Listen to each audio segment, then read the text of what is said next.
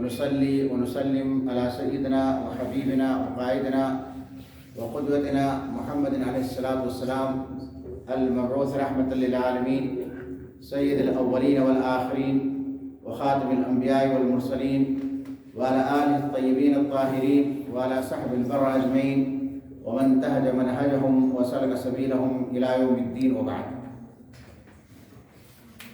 محترم اساتذہ کرام، طلباء و طالبات،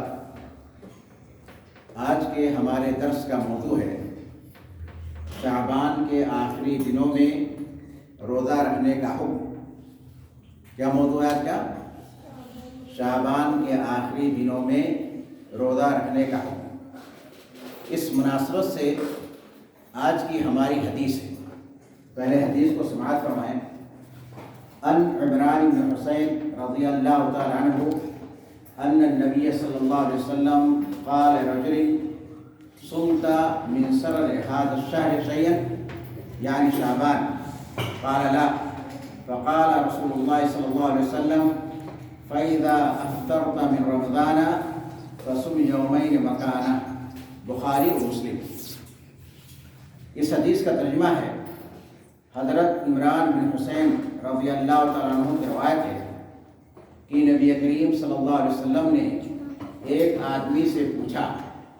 ان نبی صلی اللہ علیہ وسلم قال رجل، آپ نے ایک آدمی سے پوچھا. کیا پوچھا آپ نے؟ صمت من سرر هذا الشهر شيئا، کیا تم نے اس مہینے کے آخر میں کچھ دن کا روزہ رکھا ہے؟ یعنی شعبان. شہر سے مراد کیا ہے؟ شعبان. یعنی شعبان کے مہینے کے آخر میں کیا تم نے کچھ روزہ رکھا ہے؟ تو اس آدمی نے جواب دیا لا، یعنی اس نے روزہ نہیں رکھا ہے. فقال رسول اللہ صلی اللہ علیہ وسلم، اس پر رسول اللہ صلی اللہ علیہ وسلم نے ارشاد فرمایا فَإِذَا أَفْطَرْتَ مِنْ رمضان، یعنی رمضان کا مہینہ چل رہا تھا، جب تم رمضان سے افطار کر لو، یعنی رمضان کا مہینہ ختم ہو جائے اور تم افطار کر لو، فَصُمْ يَوْمَيْنِ مَكَانَهُ، تو 2 دن اس کے بدلے میں روزہ رکھو. تو 2 دن اس کے بدلے میں روزہ رکھو. یہ بخاری مسلم کی روایت ہے، اور اس کے علاوہ ابو داؤد، احمد، ابن ماجہ میں بھی یہ روایت موجود ہے. اب اس سے پہلے کہ میں حدیث کی شرح کروں، آپ کے سامنے حضرت عمران بن حسین رضی اللہ تعالیٰ عنہ کی بہت ہی مختصر سوانح عمری یا تعارف پیش کر دیتا ہوں. حضرت عمران بن حسین رضی اللہ تعالیٰ عنہ بہت ہی جلیل القدر صحابی ہیں. ان کی پیدائش مکہ مکرمہ میں ہوئی. کہاں پیدائش ہوئی ان کی؟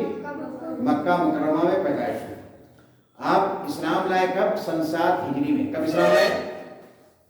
سن 7 ہجری میں، جنگ خیبر کے ساتھ. آپ بھی، آپ کے والد حسین اور حضرت ابو ہریرہ رضی اللہ تعالیٰ عنہ، یہ تینوں لوگ ایک ساتھ اسلام لائے تھے. آپ بہت ہی عابد تھے، متقی تھے، پرہیزگار تھے. اتنا متقی، اتنا پرہیزگار، ان کے اندر اتنا زیادہ ورع اور تقویٰ تھا کہ فرشتے بھی ان کو سلام کرتے تھے. کیا معلوم ہوا بچوں آپ کو کہ فرشتے جو ہے حضرت عمران بن حسین کو سلام کرتے تھے اور مصافحہ کرتے تھے. اسی لیے ان کو کیا کہا جاتا ہے؟ شبیہ بالملائکہ، یعنی جو فرشتوں کے کیا ہو؟ مشابہ ہو. یہ ان کی کرامت تھی. کیا تھی ان کی؟ کرامت. کرامت اور معجزہ میں فرق جانتے ہو؟ کرامت کس کو کہتے ہیں؟ معجزہ کس کو کہتے ہیں؟ معجزہ ایسی چیزیں جو انبیاء کے ساتھ خاص ہوتی ہیں، سمجھ گئے؟ جو یعنی فطرت اور طبیعت کے یعنی مخالف چیزیں ہوتی ہیں، خرق لہٰذا جس کو بولا جاتا ہے، تو اس کو معجزہ، یعنی معجزہ یہ انبیاء کے ساتھ خاص ہے، رسولوں کے ساتھ خاص ہے. اور کرامت غیر انبیاء کے ساتھ میں ہوتا ہے، یعنی ایسی چیزیں جو غیر مانوس ہوتی ہیں، جو عادتاً جو واقع نہیں ہوتی، جو معمول نہیں ہوتا ہے. تو کیا فرشتے تمام انسانوں سے سلام کرتے ہیں؟ نہیں سلام کرتے ہیں، لیکن فرشتے جو ہیں ان سے سلام کرتے تھے. اس لیے ان کو کیا کہا جاتا ہے؟ شبیہ بالملائکہ کہا جاتا ہے. اتنے بڑے عالم تھے قرآن و حدیث کے کہ حضرت عمر بن خطاب رضی اللہ تعالیٰ عنہ نے ان کو کہاں بھیجا تھا؟ بصرہ. کہاں بھیجا تھا؟ بصرہ، عراق میں. کس لیے؟ تاکہ لوگوں کو دین کی تعلیم دے، تاکہ لوگوں کو دین کی تعلیم دے. اور ان کا انتقال کب ہوا تھا؟ ان کا انتقال 52 ہجری میں، یعنی 673 عیسوی میں ہوا تھا. کب انتقال ہوا تھا ان کا؟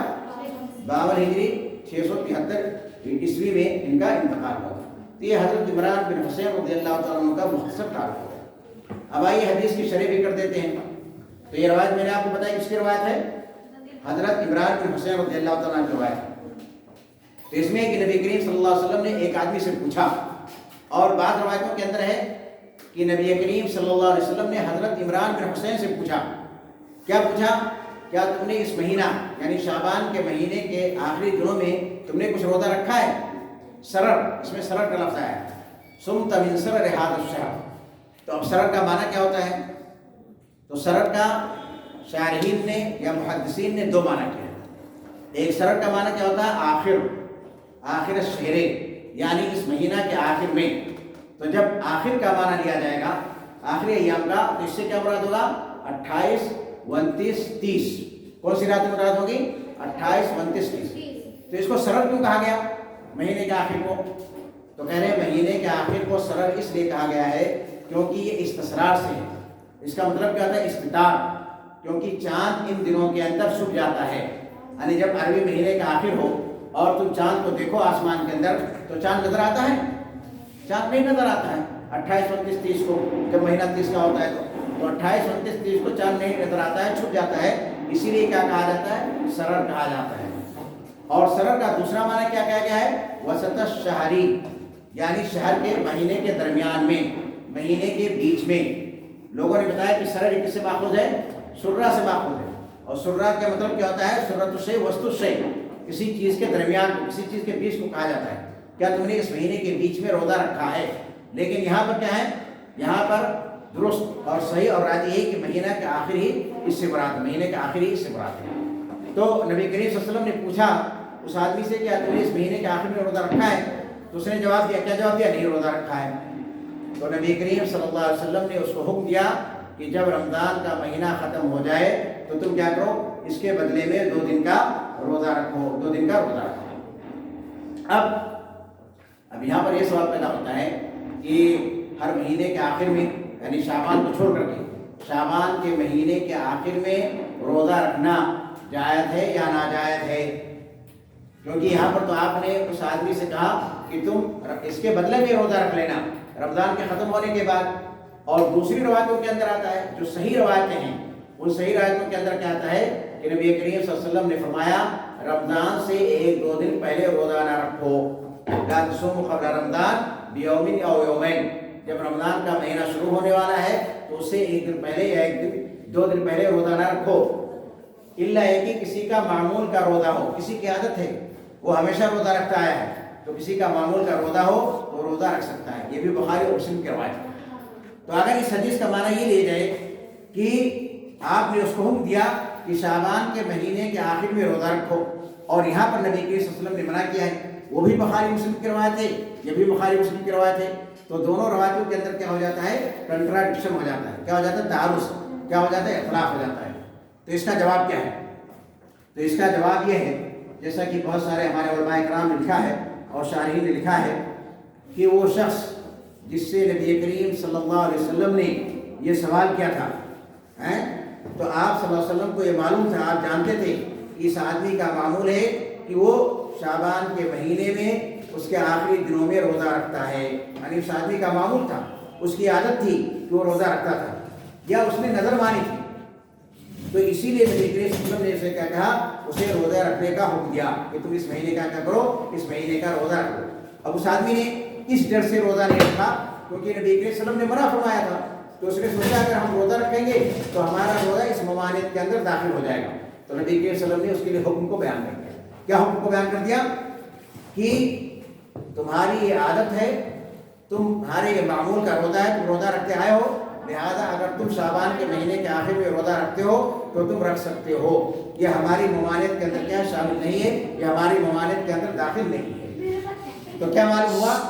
تو یہ معلوم ہوا کہ اگر کسی شخص کی عادت ہے، اگر کسی شخص کا معمول ہے جو رمضان کے مہینے کے آخر میں روزہ رکھتا ہے وہ روزہ رکھ سکتا ہے، تو روزہ رکھ سکتا ہے۔ اچھا، اب یہ بھی جان لیجیے کہ شعبان کے آخر میں روزہ رکھنے کی کل 3 صورتیں ہیں۔ کتنی صورتیں ہیں؟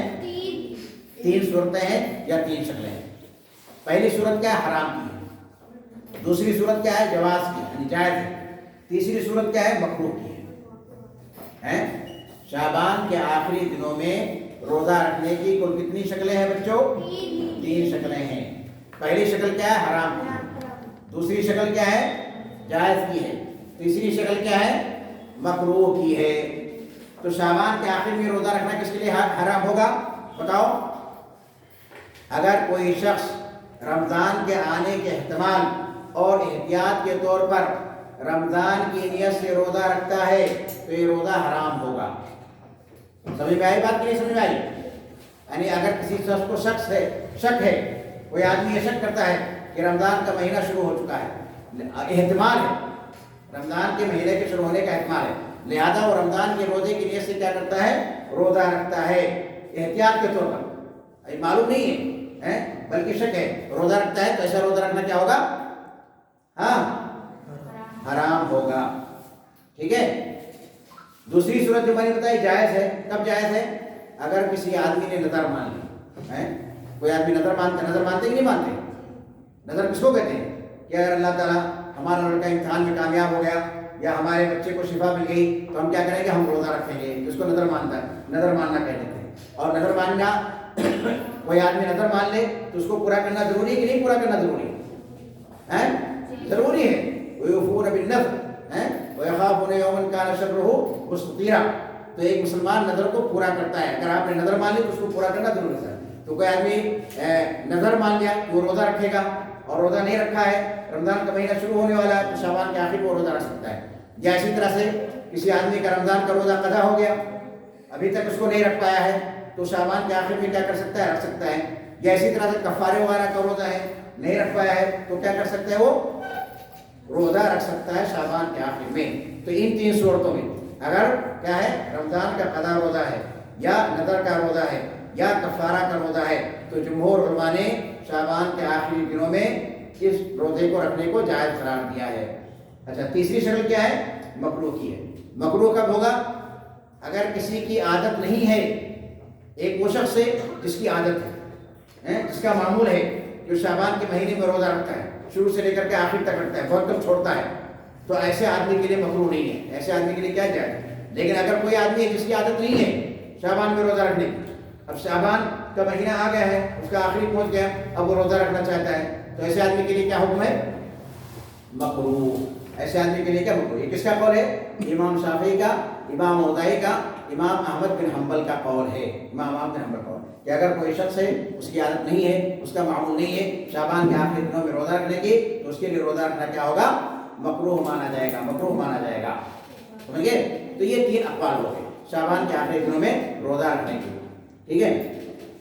اب اس کے بعد اب ایک سوال یہ پیدا ہوتا ہے اور ہر آدمی جاننا چاہتا ہے کہ آخر رمضان کے آخری دنوں میں نبی کریم صلی اللہ علیہ وسلم نے روزہ رکھنے سے کیوں منع کیا؟ رمضان کے آخری دنوں میں روزہ رکھنا کیوں مکروہ ہے؟ اس کی وجہ کیا ہے؟ تو علماء کرام نے اس کا دو جواب دیا ہے. کتنا جواب دیا ہے؟ دو جواب دیا ہے. پہلا جواب یہ ہے تاکہ رمضان کے روزہ میں کوئی اور روزہ دوسرا روزہ شامل نہ ہو جائے، اس کے اندر کوئی اور روزہ کیا ہو؟ اضافہ نہ ہو جائے. اس لیے نبی کریم صلی اللہ علیہ وسلم نے کیا کیا؟ شعبان کے روزے میں، شعبان کے آخری دنوں میں روزہ رکھنے سے منع کیا. کیونکہ اگر کوئی آدمی شعبان کے آخری دنوں میں روزہ رکھتا ہے اور ادھر رمضان کا روزہ شروع ہو جاتا ہے تو دونوں آپس میں مل جائیں گے کہ نہیں مل جائیں گے؟ مل جائیں گے. تو اس میں اضافہ ہو سکتا ہے اور زیادتی ہو سکتی ہے. اسی لیے دیکھیے، یعنی اسی چیز سے روکنے کے لیے کہ رمضان میں کوئی اور دوسرا روزہ شامل نہ ہو جائے، رمضان میں اور کوئی دوسرا روزہ مل نہ جائے، اسی بنا پر عید کے دن بھی روزہ رکھنا منع کیا گیا ہے. عید کے دن روزہ رکھنا جائز ہے کہ حرام ہے؟ حرام ہے. بقرعید کے دن روزہ رکھنا جائز ہے کہ حرام ہے؟ حرام ہے. تو تہوار کے دن روزہ رکھنے سے اس لیے منع کیا گیا. ٹھیک ہے. اس اندیشے کے تحت کہ کہیں وہی صورتحال پیش نہ آ جائے جس میں اہل کتاب اپنے روزوں کے معاملے میں مبتلا ہوئے. اہل کتاب اس کو کہتے ہیں. اہل کتاب کون ہے؟ جن کو کتاب دی گئی. کون لوگ ہیں؟ یہود و نصارہ. اہل کتاب سے کون مراد ہے؟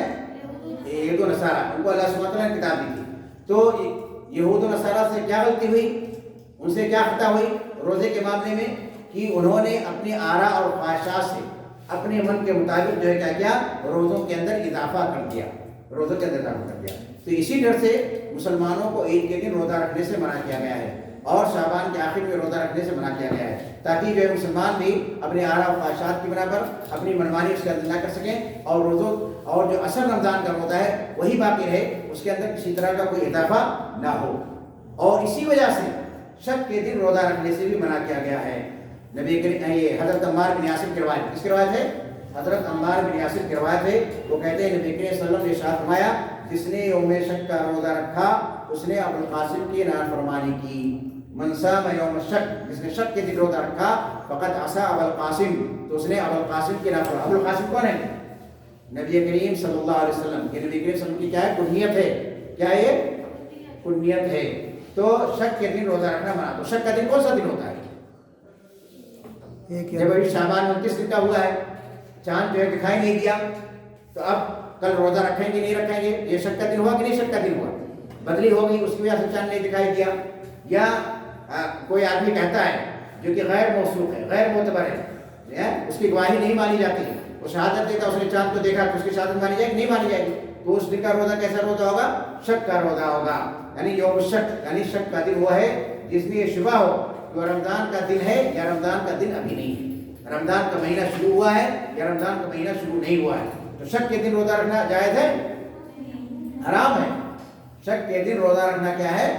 حرام ہے. جیسا کہ بھی ہم نے آپ کو بتایا کہ اگر کوئی آدمی اس احتمال کے ساتھ اور اس احتیاط کے ساتھ روزہ رکھتا ہے کہ رمضان کا مہینہ جو ہے، رمضان کی نیت سے روزہ رکھتا ہے کہ احتمال ہے کہ رمضان کا مہینہ شروع ہو چکا ہے یا شک ہے رمضان کا مہینہ شروع ہو چکا ہے، تو ایسا روزہ رکھنا کیا ہے؟ حرام ہے. ایسا روزہ رکھنا کیا ہے؟ حرام. ٹھیک ہے. تو شک کے دن روزہ رکھنا کیا ہے؟ منع ہے. نبی کے صلی اللہ علیہ وسلم نے اس سے روکا ہے اور یہ بالکل ناجائز اور حرام ہے. تو یہ پہلا سبب ہو گیا. دوسرا سبب کیا ہے؟ تاکہ جو نفلی روزہ ہے اور فرض روزہ ہے دونوں کے درمیان کیا ہو؟ دونوں کے درمیان جدائی برقرار رہے، دونوں آپس میں ملنے نہ پائیں. فرق اور فصل جو ہے یعنی نفلی روزہ کے درمیان اور فرض روزہ کے درمیان، تاکہ یہ پتہ چلے. تو اسی لیے کیا کیا گیا؟ شعبان کے آخر میں روزہ رکھنے سے منع کیا گیا، تاکہ شعبان کا مہینہ ختم ہو گیا، یعنی نفلی روزہ ختم ہو گیا، اب رمضان کا مہینہ شروع ہو رہا ہے، اب ایک نیا روزہ شروع ہو رہا ہے جو کہ کیا ہے؟ جو کہ فرض ہے. تو نفلی روزہ کے درمیان اور فرض روزہ کے درمیان فرق قائم رکھنے کے لیے شعبان کے آخر میں روزہ رکھنے سے منع کیا گیا ہے. اور یہ شریعت کا ایک اصول ہے کہ فرائض اور نوافل کے درمیان فصل کرنا، جدا کرنا، فرق کو قائم رکھنا کیا ہے؟ خود شریعت میں مشروع ہے. اسی لیے عید کے دن روزہ کو حرام قرار دیا گیا ہے. اور نبی کریم صلی اللہ علیہ وسلم نے اس بات سے منع فرمایا ہے کہ کسی فرض نماز کو دوسری فرض نماز کے ساتھ اس طرح سے ملا دیا جائے کہ ان کے درمیان سلام یا گفتگو کا ذریعہ فصل نہ کی جائے. مثلا کوئی آدمی ہے، فجر کی نماز کتنی رکعت ہے؟ 2 رکعت ہے. اس سے پہلے سنت کتنی رکعت ہے؟ 2 رکعت ہے. اب بہت سارے لوگ فرض کی نماز شروع ہو جاتی ہے، اس کے بعد مسجد پہنچتے ہیں اور کیا سنت کی نماز پڑھنے لگتے ہیں. تو یہ غلط ہے، کیونکہ یہ فوراً آپ جو ہے سلام پھیریں گے، اس کے بعد کہاں جائیں گے؟ فرض کے اندر شامل ہو جائیں گے. پہلی بات تو یہ کہ جب فرض نماز ہو رہی ہے اس وقت سنت کی نماز ادا کرنا یہ صحیح نہیں ہے، کیونکہ نبی کے صلی اللہ علیہ وسلم نے فرمایا ہے اذا اقیمت الصلاۃ فلا صلاۃ الا المکتوبہ. جب فرض نماز قائم ہو گئی تو اب صرف فرض نماز آپ ادا کریں گے اور سنت نماز آپ کیا کریں گے؟ بند کر دیں گے. اور دوسری بات یہ کہ اگر آپ سنت کو جاری رکھتے ہیں اور فرض نماز ادھر یعنی قائم ہے، کھڑی ہوئی ہے، تو اب کیا ہوگا؟ آپ نے فرض اور سنت کو ایک ساتھ ملا دیا. تو اسی لیے نبی کریم صلی اللہ علیہ وسلم نے ایک حدیث کے اندر ارشاد فرمایا آج صبح یعنی اربعین، کیا صبح کی نماز جو ہے 4 رکعت ہوتی ہے، یا صبح کی نماز 4 رکعت ہوتی ہے. جو کچھ صحابی نے کیا کیا تھا؟ سنت کو اور فرض کو دونوں کو ایک ساتھ ملا دیا تھا. اسی لیے جو ہے فرض یعنی سنت جو آپ ادا کریں گے اس کے بعد یعنی فرض کی نماز میں کیا تھوڑی دیر لیٹنا بھی مشروع قرار پایا ہے، اور سنتوں کو گھر میں ادا کرنا جو ہے اسی لیے مشروع قرار دیا گیا ہے. تو یہ ایک شرعی چیز ہے کہ آدمی جو ہے فرائض اور نوافل کے درمیان کیا کرتا ہے؟ فرق کو قائم رکھتا ہے، فرق کو باقی رکھتا ہے. اس لیے یہاں پر بھی نفلی روزہ کے درمیان اور فرض روزہ کے درمیان فرق کو قائم کرنے کے لیے، فرق کو باقی رکھنے کے لیے کیا کیا گیا ہے؟ یہ مشروع کیا گیا ہے. اور یہ بتایا گیا ہے کہ آدمی جو شعبان کے آخر میں روزہ نہ رکھیں، روزہ نہ رکھیں. اچھا، بعض اوقات یہ یعنی ہمارے سماج اور معاشرے کے اندر پایا جاتا ہے کہ بہت سارے لوگ یہ سوچتے ہیں کہ رمضان سے پہلے روزہ رکھنے سے منع کیا گیا ہے. کیوں منع کیا گیا ہے؟ تاکہ آدمی جو ہے خوب کھائے پیے، اپنے خواہشات نفسانی کو کیا کر لے؟ پورا کر لے. کیونکہ جب روزہ آئے گا تو اس میں کھانے پینے سے منع کر دیا جائے گا. تو اس کی کوئی دلیل نہیں. یہ سراسر کیا ہے؟ جہالت. کیا ہے یہ؟ جہالت ہے.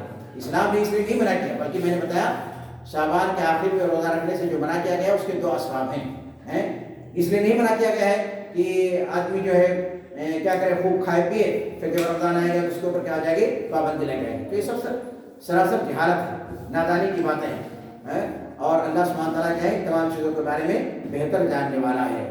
تو اس طرح سے میں نے آج آپ کے سامنے یہ واضح کر دیا حدیث یعنی صحیح حدیث کی روشنی میں کہ شعبان کے آخر میں روزہ رکھنے کی کئی شکلیں ہیں، کئی صورتیں ہیں، جن میں سے ایک صورت حرام کی ہے، دوسری صورت جائز ہونے کی ہے، تیسری صورت کیا ہے مکروہ کی ہے، اور شعبان کے آخر میں روزہ رکھنے سے کیوں منع کیا گیا ہے اس کو بھی میں نے آپ کے سامنے بیان کر دیا، تاکہ رمضان کے روزے میں پہلی وجہ یہ ہے رمضان کے روزے میں کوئی اور روزہ نہ شامل ہو جائے، اور دوسری وجہ یہ ہے کہ فرض روزہ اور نفل روزہ کے درمیان فرق جو ہے باقی رہے۔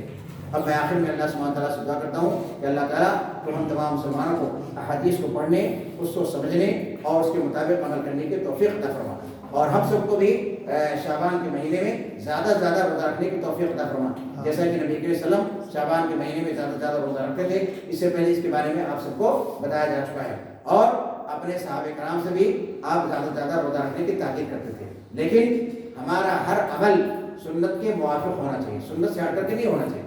اگر کوئی آدمی کوئی نیک کام کرتا ہے اور وہ سنت کے مخالف ہے تو اس پر کوئی ثواب نہیں ملنے والا ہے۔ اس کی ایک آسان مثال ہے، مثلا نمازیں کتنے وقت کی فرض ہیں بچوں؟